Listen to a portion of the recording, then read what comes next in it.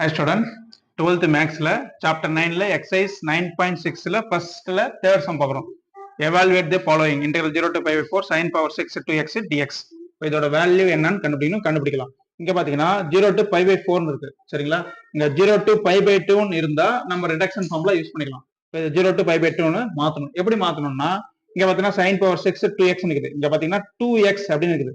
இந்த 2x நம்ம t ன்னு வெச்சுக்கிறோம். சரிங்களா? t ன்னு வெச்சுக்கலாம், u ன்னு வெச்சுக்கலாம், நம்ம விருப்பம் தான். சரிங்களா? let t equal to 2x. சரிங்களா? இந்த 2x இருக்கு, அதை t ன்னு வெச்சுக்கிறோம்.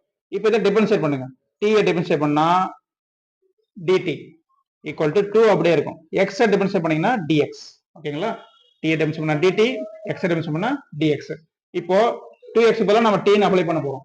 dx பதிலாவும் என்ன அப்ளை பண்ண போறோம்னா இங்க dx equal to இந்த 2 சேர்த்து எழுதுங்க.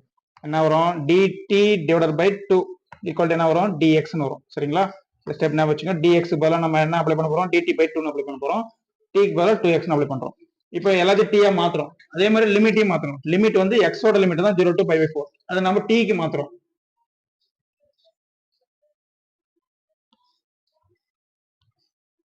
x ஓட லிமிட் என்னது? 0 to pi by 4. ஓகேங்களா? 0 to pi by 4 x ஓட லிமிட். இப்போ நம்ம இதை t க்கு மாத்திட்டோம். அப்போ t equal to என்ன வரும்னா x க்கு பதிலா 0 ன்னு இருக்கு. x பதிலா 0 ன்னு அப்ளை பண்ணுங்க. இதுல x பதிலா 0 ன்னு அப்ளை பண்ணா t equal to என்ன கிடைக்கும்? 0 ன்னு ஆயிரும். சரிங்களா? 2 into 0 0.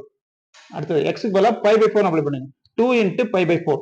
சரிங்களா? 2 உம் 4 உம் கேன்சல் ஆயிரும். என்ன வரும்? நம்மளுக்கு ஆன்சர் pi by 2 ன்னு வரும்.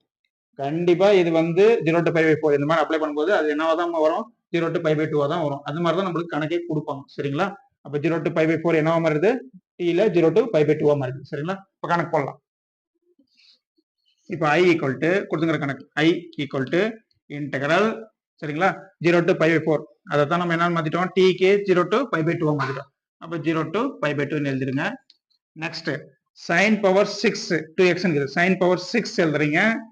sin power 6 இந்த 2x க்கு பதிலா நம்ம என்ன அப்ளை பண்ண போறோம்? t ன்னு அப்ளை பண்ண போறோம். அப்ப 2x பதிலா என்ன அப்ளை பண்றீங்க? t ன்னு அப்ளை பண்ணிட்டீங்க. சரிங்களா? அடுத்தது என்ன இருக்கு? dx இருக்குது. dx ம் கண்டுபிடிச்சிட்டோம். என்ன இது? dt divided by 2. dx க்கு பதிலா என்ன அப்ளை பண்ண போறோம்? dt by 2. அப்ப இங்க dt divided by 2. சரிங்களா? இப்போ இந்த by 2 ங்கிறது பாத்தீங்களா, அது வெளிய எடுத்துருங்க. இப்போ 1 by 2 வெளிய எடுத்துடலாம். இன்டெகிரல் 0 to pi by 2 அப்படியே இருக்கும். sin power 6 t dt. ஓகேங்களா? சரி.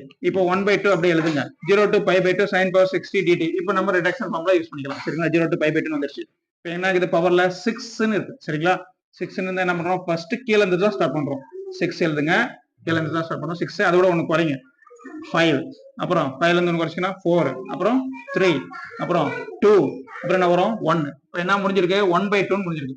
1 by 2 முடிஞ்சா என்ன பண்ணணும்? நம்ம pi by 2 சேர்க்கணும். சரிங்களா? 1 by 2 முடிஞ்சா pi by 2 சேர்க்கணும். ஞாபகம் வச்சுக்கோங்க. அதாவது ஈவன் நம்பர், அப்ப pi by 2 கண்டிப்பா வரும். இதை சால்வ் பண்ணிட்டீங்கன்னா அவ்வளவுதான் ஆன்சர். இப்போ பாத்தீங்கன்னா இந்த 3யும் 6யும் கேன்சல் பண்ணலாம். என்ன வரும்? 2 டைம்ஸ் வரும். சரிங்களா? அவ்வளவுதான். மேல 5 into pi என்ன வரும்? 5 pi divided by இங்க மல்டிப்ளை பண்ணுங்க. 2 into 2 4 4 into 4 16 16 into 2 32 32 into 2 என்ன வரும்? 64. சரிங்களா? அப்ப i equal to என்னது? 5 pi divided by 64. இதுதான் ஆன்சர். ஞாபகம் வச்சுங்க, இங்க a1 நம்பர் பவர்ல 6 ன்னு இருக்கு பாத்தீங்களா? a1 நம்பர் வந்தாவே ஆன்சர்ல என்ன வரும்? கண்டிப்பா 5 வரும். சரிங்களா? Okay students, bye. நீங்க நம்ம சேனல் நியூவா இருந்தா மறக்காம சேனலை சப்ஸ்கிரைப் பண்ணுங்க.